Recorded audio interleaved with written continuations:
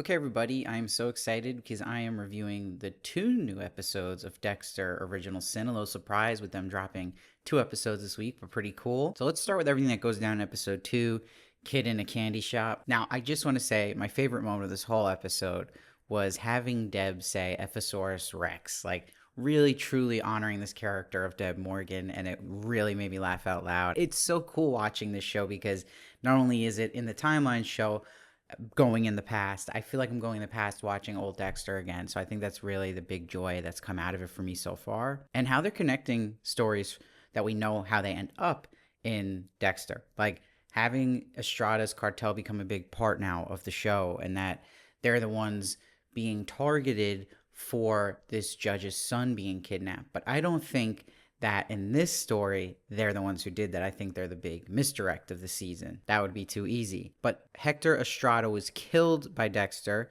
because he is one of the people who killed his mother in front of him. So he's a big character in all of Dexter's world. And speaking of Dexter's mother, we see Laura now when she first met Harry, and that she was his informant. And we already knew that, and we know that she'll die working for him. We also know that Harry's having an affair with her. But it's also interesting when we first see her that we see little Dexter and little Brian Moses, aka the ice truck killer, but that's not the only time we see him in this episode, which we'll get to. But it's so interesting in these 2 episodes seeing how he treated Laura Harry Morgan, and it's pretty messed up how he ended up, as it went further and further in his way of trying to get Estrada, he pushed it too far. When she started feeling like it was a bad idea, and he's basically like prostituting her to get her in and closer to get the big guy that he wants. He wants the king. And this really is doing a good job of showing that thought that Dexter always had, that did Harry do it out of love of the code, or was it out of guilt and of what happened? And it's really fascinating. It's also fascinating that seems like the show is hinting at we're going to learn more about Brian Moses, that Dexter's brother Brian Moses, Harry didn't initially take him in like he did Dexter because he was older than Dexter, so he thought there was no turning back for the trauma that happened to him and that Dexter could be dealt with and handled. So I'd love to see more from Brian's perspective growing up. But while the whole police department's focus is on the judge's child being kidnapped, Dexter's focus is on this case of Tony Ferret. And he'll learn about him from Batista, who does a great job this episode. He got a lot of screen time this episode, which he didn't really in the first. So it really feels like seeing a young Batista, but you're seeing that relationship form between him and Dexter pretty quickly. And that Dexter's finding someone he can justify to kill. Now, the thing I want to mention is this episode also has Dexter trying to blend in at work, and he's making friends, and we get to see these awkward Dexter moments a lot in this episode, which was great. But we see that he mentions this line about having friends for the first time, saying that like, oh, come sit at the table waiting for friends. He says it to Brian Moses at the restaurant. That is definitely Brian Moses. Like, it's literally the look of him completely. They didn't just throw in some random guy saying that for no reason. So I'm excited to see more of him. And we know that he was watching Dexter before he actually tried to reunite with him. So it makes sense. I also like they show how Dexter originally tried bringing veggies into the office and no one wanted them. You just don't do that at a police office. So he then brought in donuts and it was a hit, and that will forever be Dexter's way of entering the office. But we also see Dexter went through some classic hazing, and it's interesting too because Sarah Michelle Gellar's character being his boss, that she is very tough on him, but she's got it together, it seems like. So at first, last episode, I thought she was a prime suspect of being someone who's going to turn out being bad, but I actually think she's not now. I think the way she's been with Dexter and how she's talking to him, I feel like she's someone who is going to catch on to Dexter towards the end of this season because she seems like she's got an eye on everything and is also telling him to not touch certain things. She just seems like someone who's very efficient at finding out things. I'm more focusing on Patrick Dempsey's character of Spencer because he is the one who's always pointing at something right away, that someone else did something. And really a clear tell is actually in episode 3 when we first meet LaGuardia, because he's the one who makes her embarrassed in front of everyone. He's doing villain behavior, bringing up that newspaper and what she said. So it just makes more and more sense. This guy is not someone we're supposed to like. I also like how they had in this episode the line where Dexter says at the end, no Nicorette for someone like me, no methadone, because that was a theme running through the episode, and comparing his problem to drug addictions, and that there isn't something really for that for someone who has an urge to kill. And I like it ends with the line, "Hello, dark smile friend." And they even blended in this episode a nice little storyline about Harry telling Deb to move on. And he's pretty brutal with it, the way he kind of says it to her. And then she sells her necklace and then gets the earrings of Dexter's first kill she finds in his room. So a lot of stuff moving there too that makes episode 3 stand out as how good the setup was in episode 2. But episode 2 was my least favorite of the show, but not bad. I still enjoyed it. I'm going to give that one an 8.2. Now let's go to episode 3, which was the best episode so far.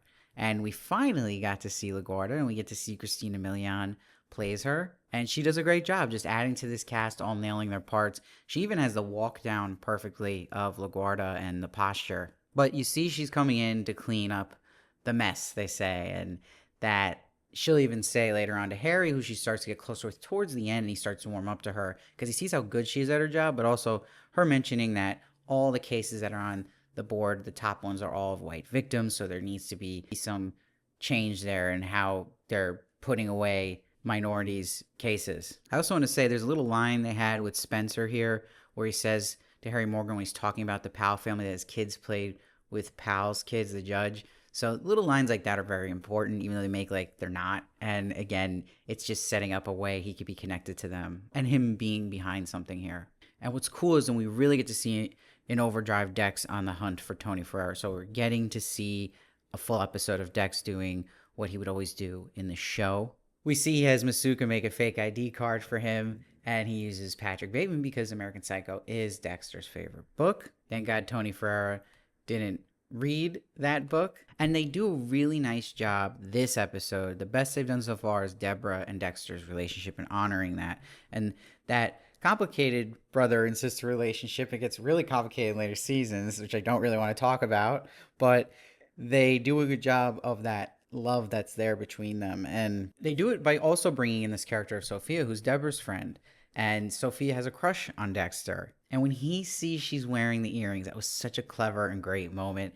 And I love the camera blurring the background, going out of focus during that to show you Dexter's true feelings in that moment. And she takes it as a compliment when he says he's looking at them and likes them. It's so good. But Deb makes a classic type of Deb exchange with Dexter that he'll get her Coke for this party if she gets him the earrings back. And I love we got to see a Deb dance here because I always think of the slower eye dance that Deb does in Dexter originally. You know what I'm talking about. I love that dance. I always think about it, so I'm happy we got to see a young Deb doing her dance moves. Now, a really fascinating scene was Dexter talking to Harry and tells him about the earrings. And Harry goes, "Oh my God, they're trophies. That's sick." This is like really interesting line, and it's really interesting to see Harry react this way and really trying to see how already he's getting that feeling like, oh my God, this is going to be impossible to control. And he's very much looking at someone who will be a serial killer. And he says the line, "The code is to make sure you are different from the people that you kill." So of course he doesn't want him taking trophies. That's where it's changing the whole purpose of this. And I want to give a shout out to Patrick Gibson, who's playing Dexter. And now I'm totally in, especially with the short hair.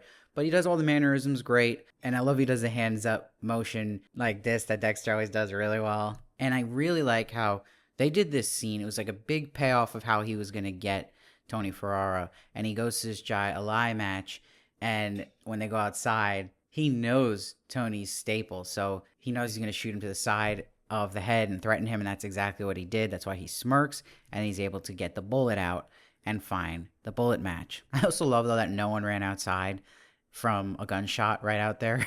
It was kind of crazy because that was a loud gunshot, not even a silencer. But it's big he got the bullets to match because that's proof that Tony fits the code and he can get clearance from his father. But Harry's upset he didn't tell him first before he starts doing all this. And he just keeps clarifying to him, don't get caught, don't mess this up. And he's like, this can ruin my life and Deb's life.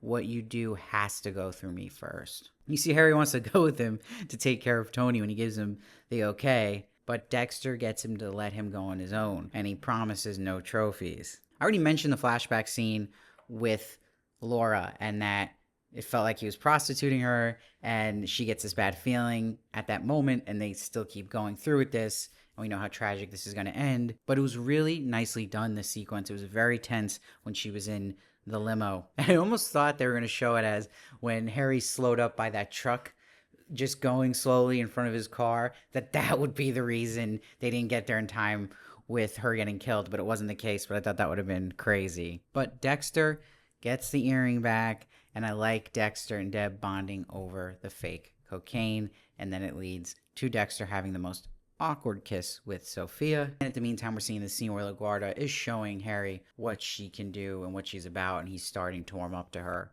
Now, we get to see Dexter visit Tony, and I like he lets the parrot go. And I love what they did with the Gile Eye sport. I was wondering why they picked that sport, and then you realize, oh, it's a cool way to have someone get hit with a ball, which Dexter does to Tony's face, which I thought was brutal. And I like that they had Dexter's kill this time. Second kill be even more brutal than his first. And I do a good job of showing him, explaining the wrongs that this man Tony did to justify him about to kill him, which is true Dexter. And I love the line he says, I got an itch money can't scratch to him. And this is brutal slash he does. So again, I'm just happy they went all out for the second kill, just evolving it. And it's a nice payoff with the alligator shoes. Feeds the alligator shoes man to the alligator and the earrings. So he does get rid of that trophy, and he leaves Tony's trophy that could have been all that jewelry he has there, I think, on the arm, unless they're showing he took something off, but I think he did hold that urge for now. And I love the line he says, after the second kill, I was stuck between the man I was and the man I'm becoming. And it's earned that line because that is what the show has showed us right here in this episode, him getting to that point and where it's going to go. So really like that. And the heart of the original show, a lot of it was Dexter and Deb's relationship. So you felt that so much in this episode. And she says, I'm sure there are lamer big brothers. So it's that kind of moments that are really special. To see that again, and even in their earlier life, was really, really cool. So really impressed by this episode. So I'm giving it also a 9 like I did the first episode. And I'm just really shocked how good this show is, and how now we've seen most of the characters. We know they're cast, and they're played excellent across the board. And the writing is really good, and it's honoring the first show so well. And having Deb there alive really enhances it compared to the problems that New Blood had. So this just feels so much like Dexter. I'm still loving the green for the flashbacks. It actually helps the characters to look younger than they actually are, and it gets you more into the vibe of it in Miami. And like even calling the episode Miami Vice, you even have a line about Miami Vice in the episode. So they're doing all these nice little connections there. So let me know what you thought down below. I'd love to hear your thoughts. I read every comment, try to respond as many as I can. And please follow me at Steve Varley Show on Twitter, Instagram, and TikTok for more of me. And I'll see you next time.